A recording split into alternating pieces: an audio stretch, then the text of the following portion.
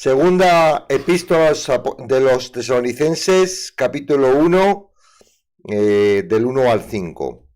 Pablo, Silvano y Timoteo, a la iglesia de los Tesalonicenses, en Dios nuestro Padre y el Señor Jesucristo. Gracia y paz a vosotros, de Dios nuestro Padre y del Señor Jesucristo.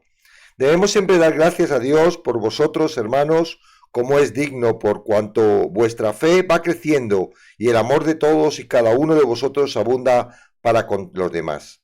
Tanto que nosotros mismos nos gloriamos de vosotros en las iglesias de Dios, por vuestra paciencia y fe en todas vuestras persecuciones y tribulaciones que soportáis.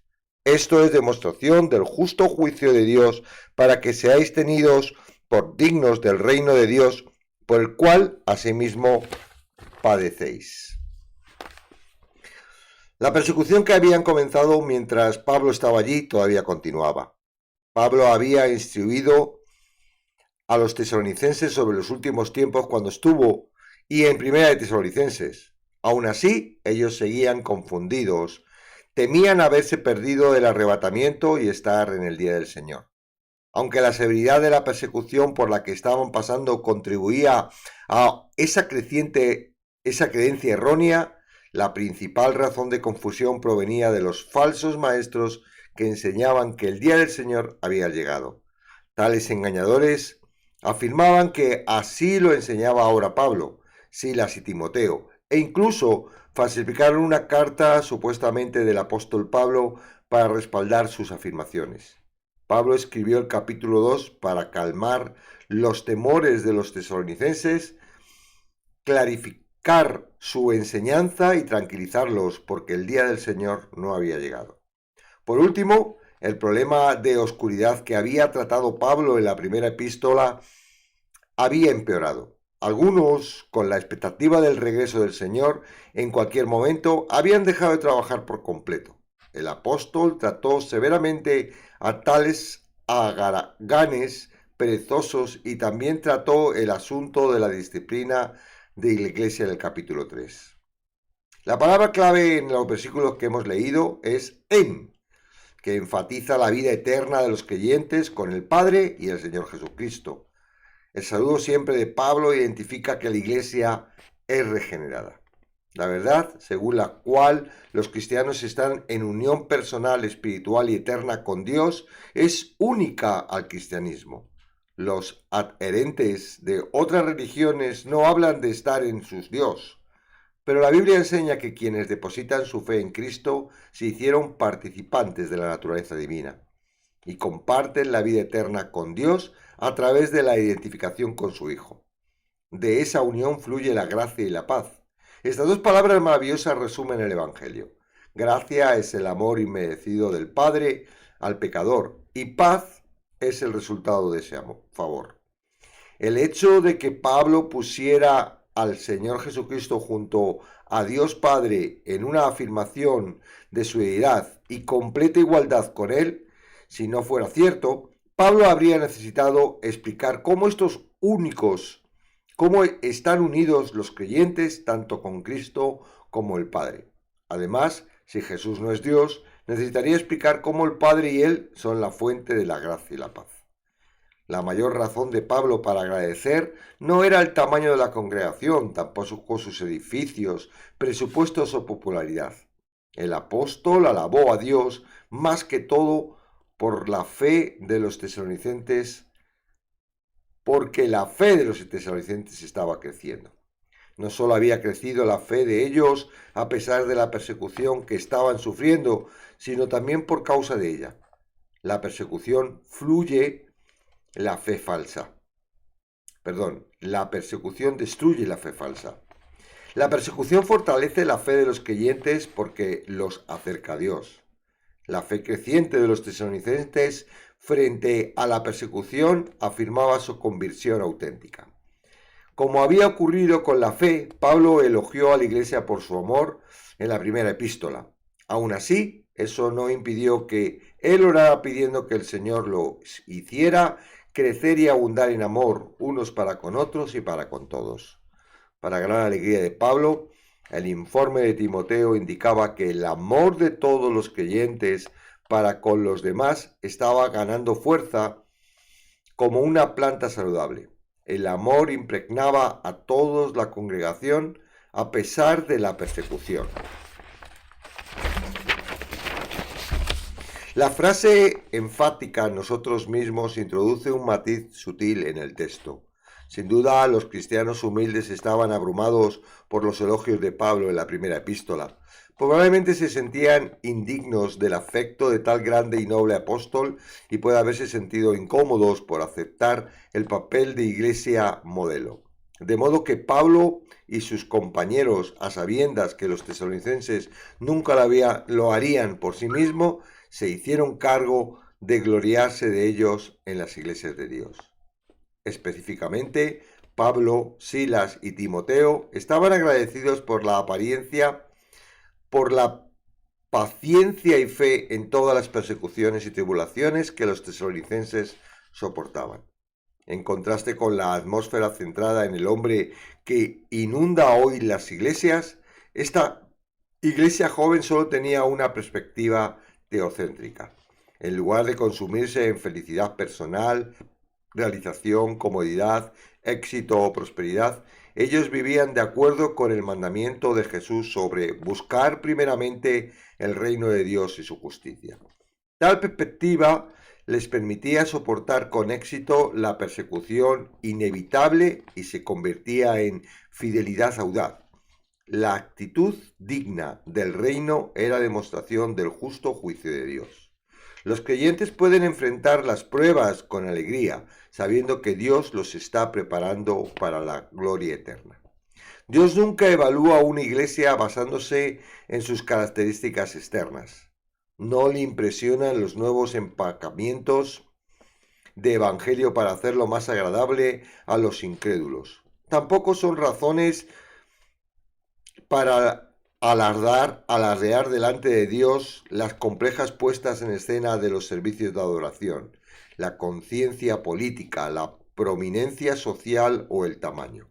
La iglesia que nos hace sentir orgullosos es aquella donde los conversos auténticos ven crecer su fe y su amor. Su esperanza permanece a pesar de la persecución y su enfoque sigue estando únicamente en el reino de Dios.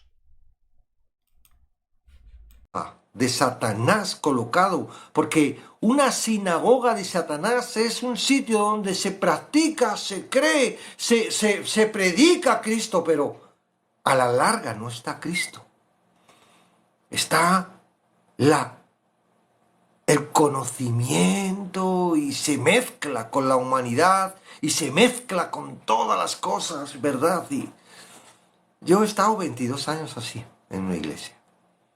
Ibas a la iglesia, aleluya, gloria a Dios, y 300 personas en un local cantando y alabando, y parecía que éramos uno, mentira.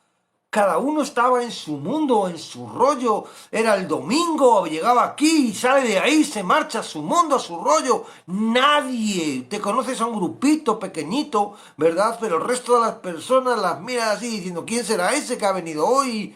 Y sí, hay algunos que están encargados de ir a por los nuevos para ver y tomarles nota, para luego llamarlos y... No, eso no es iglesia. Eso no es iglesia. Eso es una organización para crear una estructura. Y está enfocado, porque yo estuve durante muchísimos años en el concilio administrativo de mi iglesia. Y había un pequeño paripé de orar por los hermanos, por los problemas. Pero si yo tengo que medir esas reuniones que podían durar 2 o 3 horas, y yo puedo medir, la verdad es que el 80% era, claro, era un administrativo, pero era a ver cómo vamos a hacer que los hermanos diezmen, los que no diezman, cómo vamos a hacer para pagar estas deudas, cómo vamos a hacer para hacer esto, dónde vamos a sacar... Entonces se ponía ahí que sí, éramos un grupo que estábamos ahí intercediendo por la iglesia, pero éramos el concilio administrativo y necesitábamos administrar los fines. Digo, y a mí eso es lo que menos me gustaba, porque yo siempre dije, Se me acabó la fe cuando me metí en el consejo administrativo.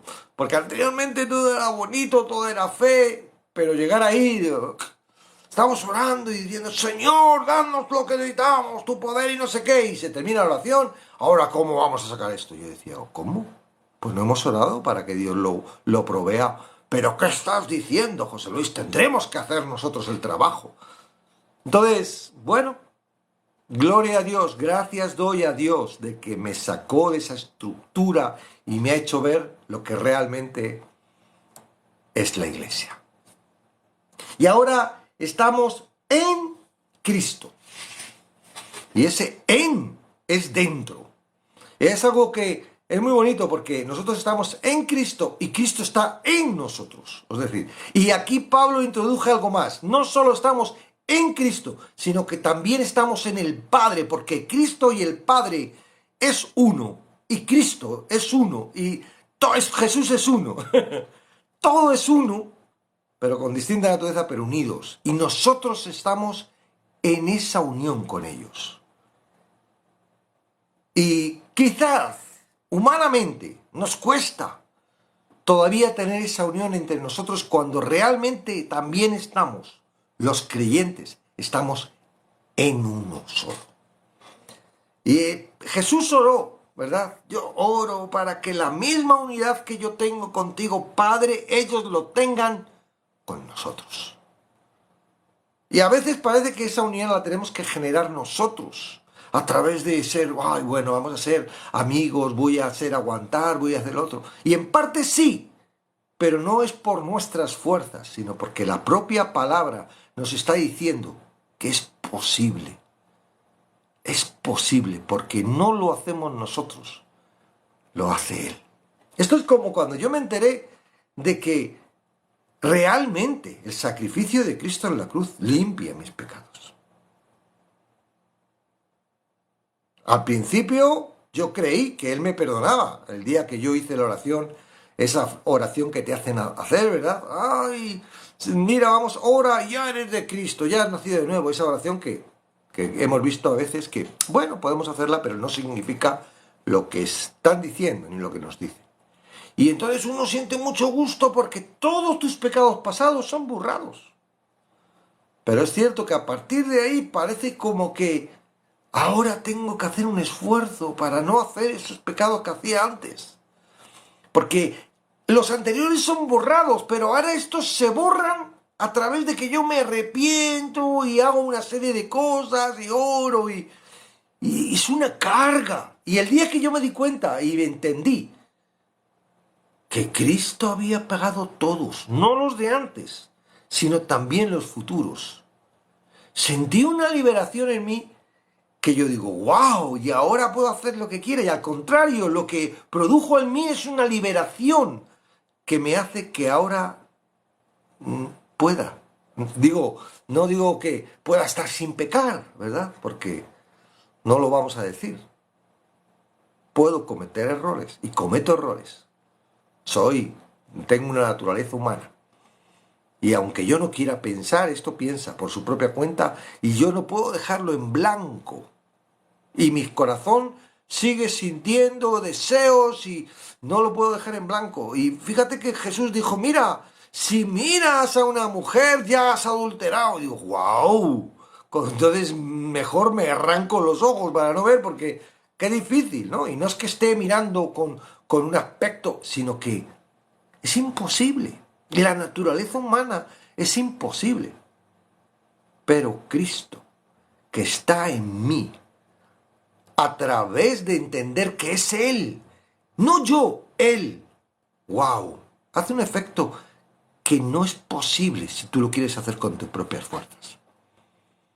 Entonces, por eso te digo que cuando nosotros leemos en la palabra y creemos la palabra, ya no es lo que yo voy a hacer, sino lo que Él va a hacer en mí, y lo creo, se produce.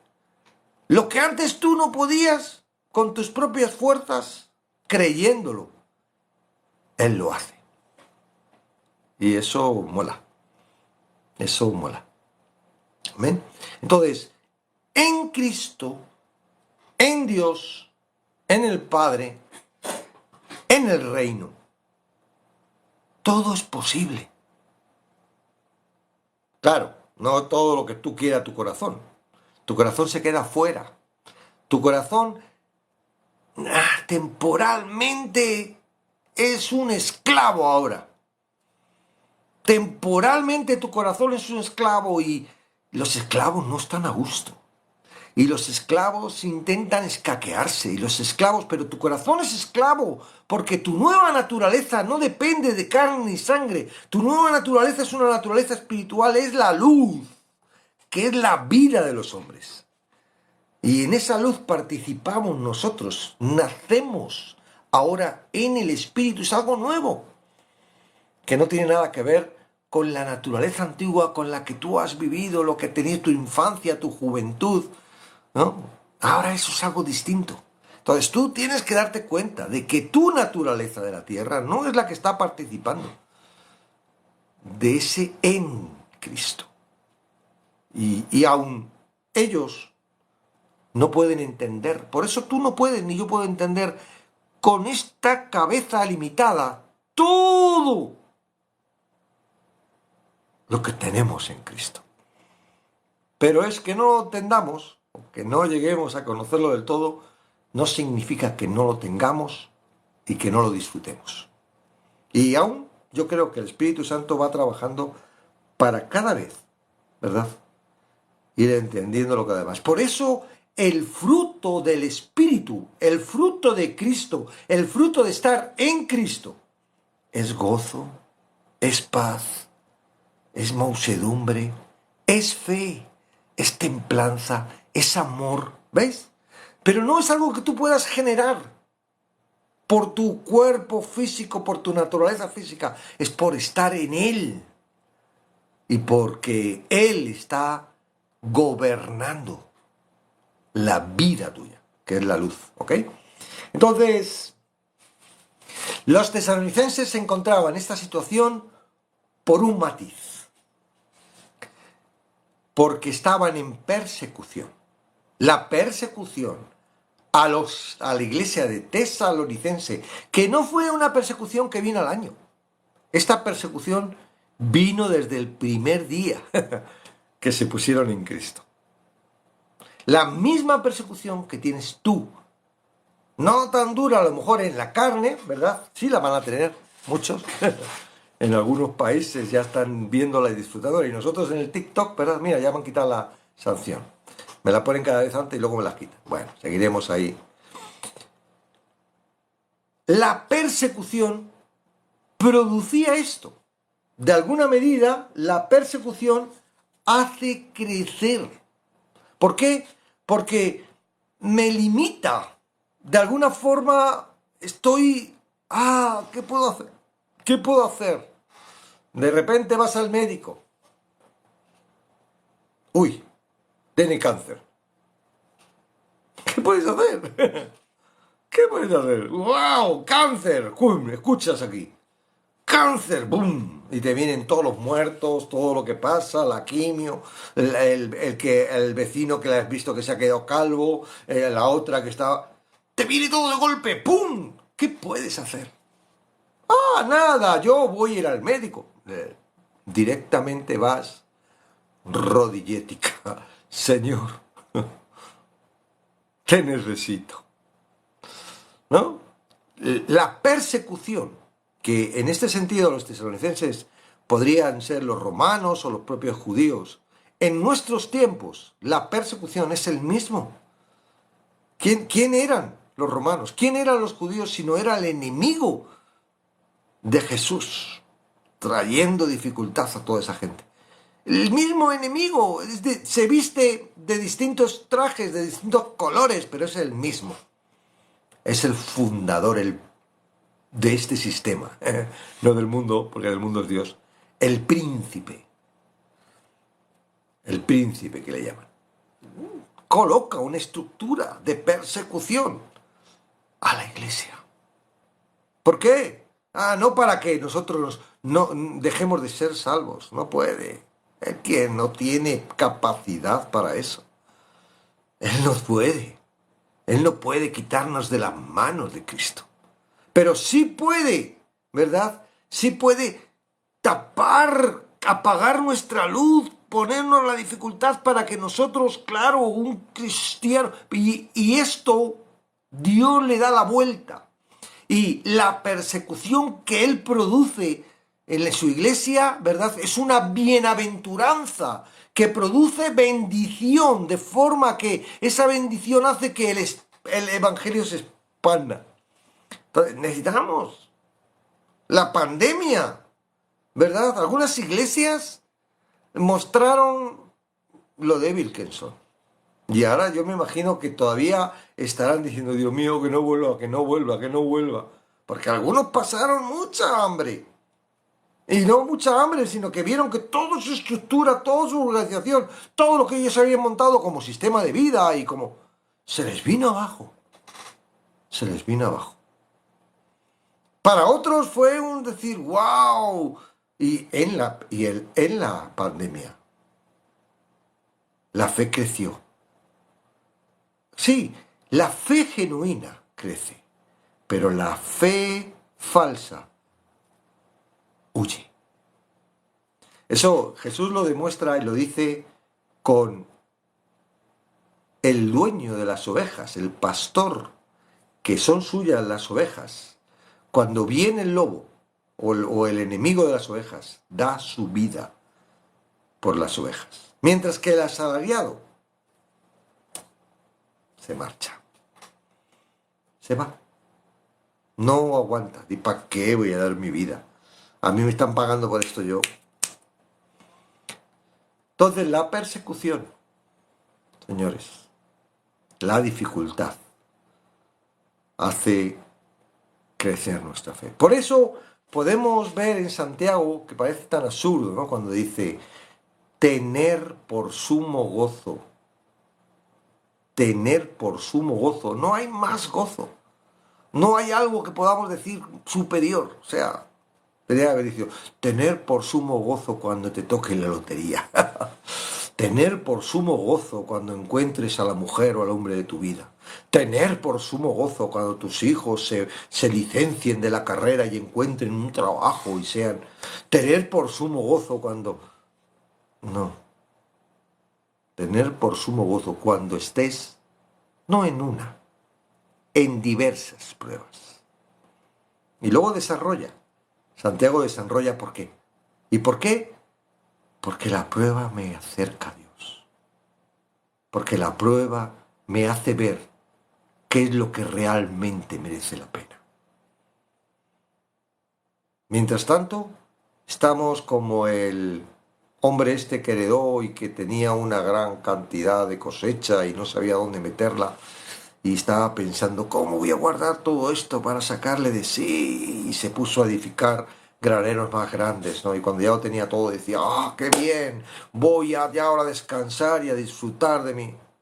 Ignorante, necio, hoy vienen a por ti, a pedir la vida. ¿Quién va a disfrutar todo eso?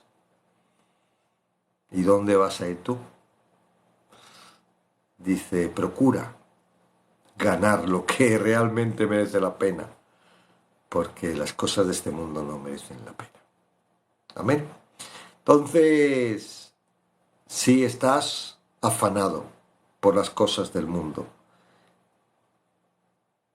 es un síntoma de que estás o fuera de Cristo o en confusión y no tienes la certeza ni la seguridad de que estás en el fuerte, en Cristo. Amén. Bueno, ya hasta ahí, no tengo más. Persecución, la iglesia crece y todo esto. Seguro que hay un montón de... Estaba hoy preparando la lección de Lucas del domingo, del curso que estamos dando por Zoom de Lucas, y el domingo la sección que toca pues le pregunta a alguien que va con Jesús, y él iba dirección a Jerusalén ya para morir, y alguien le pregunta y dice, ¿son pocos Son pocos los que se salvan. No sé si lo pregunto. Voy a leer exactamente la pregunta. Dice. Espera, que lo tengo aquí. Dice. Y alguien le dijo: Señor, ¿son pocos los que se salvan? ¿Son pocos los que se salvan? Y la verdad es que Jesús no responde. No le dice, sí, son pocos. No. En algunas partes había dicho manada pequeña. Él veía, ¿no?, de que las multitudes venían, le escuchaban, le seguían. Había habido momentos como el día de la comida, podía haber 20.000 personas. Y ahora estaban caminando hacia Jerusalén y eran un grupito. No sabemos cuántos, ¿no? Pero al final los que recibieron en el Pentecostés aquel día el Espíritu Santo eran 100 y pico, ¿ok? Entonces el grupito de 2.000, de 20.000 a 100 y pico, pues es una proporción, ¿verdad?, muy pequeñita para haber sido Cristo el que estaba haciendo estos milagros y todas estas cosas y la palabra. Entonces este hombre dice, ¿son pocos los que se salvan? Y en el desarrollo de la respuesta, que no responde, porque realmente no responde a la pregunta, lo que hace Jesús es mostrar cómo se entra, cómo se salva uno. Amén. Y es muy curioso, es muy curioso, muy curioso. Así que apúntate a Tom para el domingo o luego mira el vídeo cuando esté hecho el domingo. Amén.